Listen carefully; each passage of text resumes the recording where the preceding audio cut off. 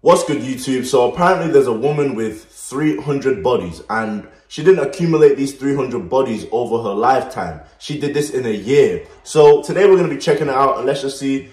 I need to see it for myself. Let's check it out.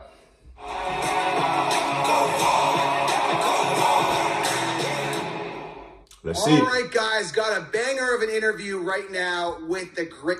First thing first, bro. Let's just look at the animations. Let's see what she's got equipped. You know what I'm saying? I don't really see anything in the upper section of the body. You know what I mean? It looks like she hasn't got any animations equipped there. But she don't look bad. You know what I mean? We'll be capping to say she looked bad. You know, she looked like she definitely could, if she wanted to, get 300 bodies in a year. So let's keep it going. Annie Knight, who recently went viral for something that people typically don't really go viral for. Welcome to the show, Annie. I'm excited to have you on. Hi, thanks so much for having me. I'm super excited to talk. I got so many questions, and I want to make this the episode, kind of like the go-to episode for when people have questions, they can come to this video and get the answers. Because I got so many questions. I went to my listeners to ask questions.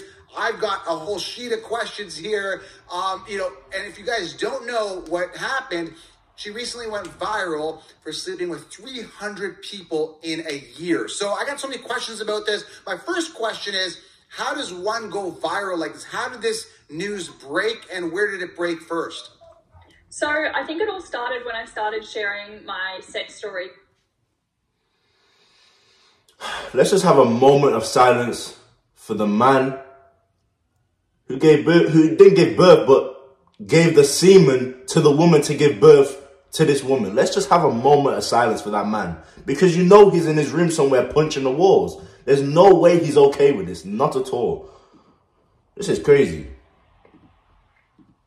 On TikTok, I'm very open. I've just started sharing all my sexual experiences on my TikTok account.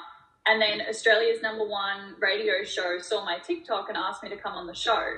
And that's sort of where it all started, because they labelled me Australia's most sexually active woman. And that's when I told the world, I guess, that I had slept with 300 people in a year. And it kind of took 2 months for it to go super viral. I don't know why there was such a lag, but... Bro, how are all you females top 0% on OnlyFans? I swear I see that in every female's life. Every female who does OnlyFans is always top 0. Bro, you gotta be capping, bro. There's gotta be cap, bro. You know what I mean? There's gotta be cap. News articles. Let me skip into this. Comments, people are doing like 300 memes in regards to your 300 per year. Anyways, I was just curious if you saw the movie, because I keep seeing the jokes. Are you going through your comments a lot? Are you, going through them, seeing what people are saying? No, I've learned very early on in my OnlyFans career to not read social media comments, because it affects my mental health too much, because people are very mean online. So I try to avoid it as much as possible. Obviously, sometimes I see a comment here or there, so I know kind of what people are saying, but I do my best not to spend hours scrolling through them, because I wouldn't be very happy, I don't think. Okay, so now looking at your social media following, you're at what, 180K on Instagram. I don't follow you at all on TikTok. Was it a big gradual growth? Did you go from 0 to hero? How big did your social media grow? I'm gonna lie, we don't give a damn about her social media growth. We didn't come here for that, bro. And that was like I felt like I was scared after that, because that's like a huge invasion of privacy, that they like found my address and stuff, which was kind of scary. But yeah, like it's honestly been pretty crazy. I feel like I'm fairly down to earth, and I've got like a very level head. So like I can handle. Bro, I know the bitch with 300 bodies isn't talking about she has a level head. Like, bro, does she even hear the hypocrisy in that? She has a level head.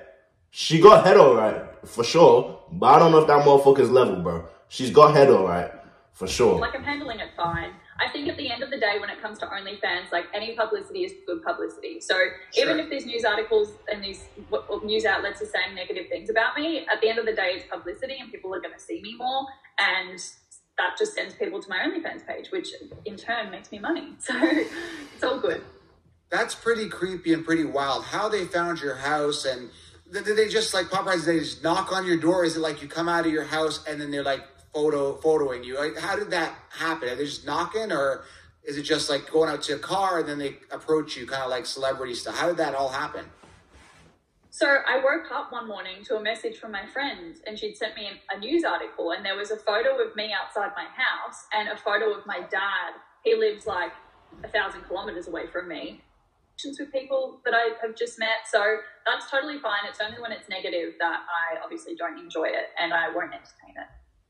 So one thing I try not to do, I really don't like to do research on the people that I interview because I want to talk about it and have like an open discussion like for the first time because I want to ask it in a curiosity way. So I'm an entrepreneur. I hated working for people, but I did read this one article where you did lose your job or you got fired, like something happened with your boss. Can you explain what happened there? And like at this point, I think it's public. You're making over 100K a month through OnlyFans. So like, who gives a crap? But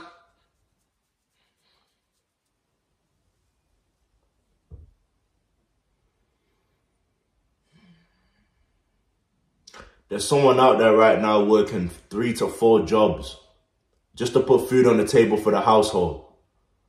Just for her to show her butthole on OnlyFans, bro, and be making 100,000 a month.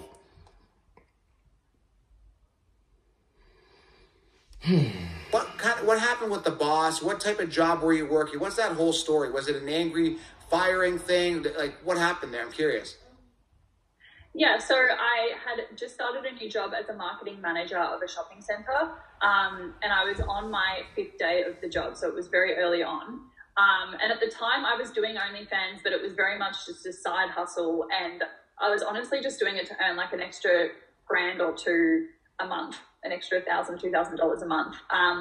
But yeah, I was on my 5th day of the job, and I actually went home sick. And then about an hour later, I had an email saying, like your termination or whatever of your contract. And then they listed 3 reasons as to why I was being terminated. And I believe one of them was because I had pornographic images and crude language on a website.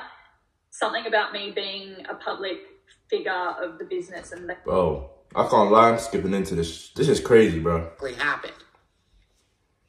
It's funny because you're the first person that's actually asked me this, which is crazy. But no, it wasn't premeditated. Before the 300 people in a year, I think my body count was like 12. And I was like, I haven't had that much sexual experience. I had an OnlyFans at the time. I was like, you know what? I'm going to start putting myself out there, going on the dating apps, going on dates, starting to be a bit more sexually open, trying. But what Drake says, 0 to 100, nigga, real quick, bro. How'd you go from 12 to 300, nigga? I ain't talking Chief Keef. How, bro?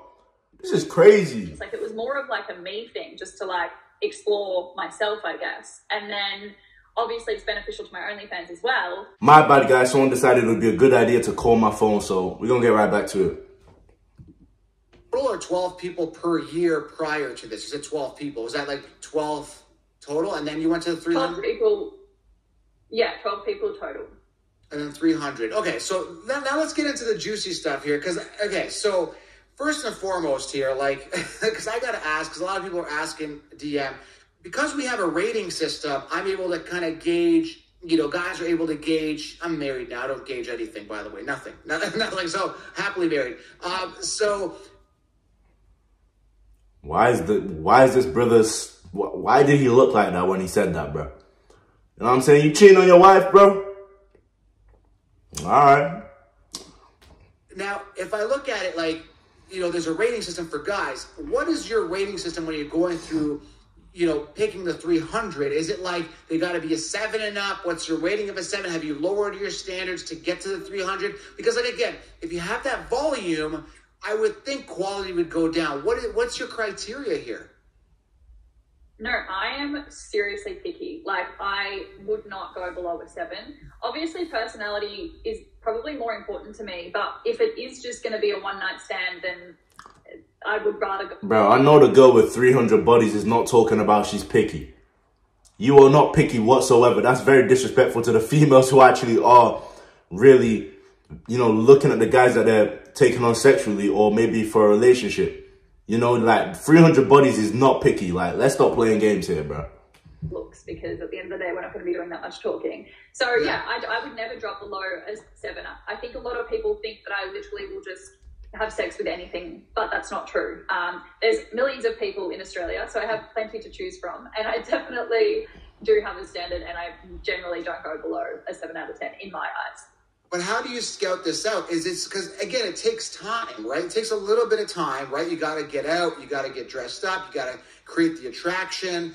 Once you create the attraction, there's, you know, you just got, you know, like, how do you do it so fast? Is it just online? Is it like just come over? Like, how do you go through it this fast? Because I'm thinking logistics. I'm a logical thinker. I like to ask questions. So from a logistics time standpoint, plus you got to work, plus it sounds like you're an entrepreneur. It sounds like you're smart, like, because you're making money, you're doing things like, you got a good head on your shoulders from what I'm seeing. I don't know you personally, but how do you get the time? She's got a good head on her shoulders. 300 buddies in a year. What's this guy talking about, bro? How do you schedule all this in? I think like it kind of started on dating apps. So obviously you get to talking to guys on there, and it's so much easier on dating apps to, I guess, like be like, okay, let's go get a drink. And then you go get a drink and then you go home with him. It's like pretty simple. It's pretty straightforward. There's not a lot of groundwork that's like really needed. I guess it's the same when you go out, but like, most of it started with dating apps. Now I'll go out. Bro, I can't lie. 300 buddies in a year is crazy, guys. Let me know in the comment section what you think about this. And damn, we must stay focused, brothers. I'm out.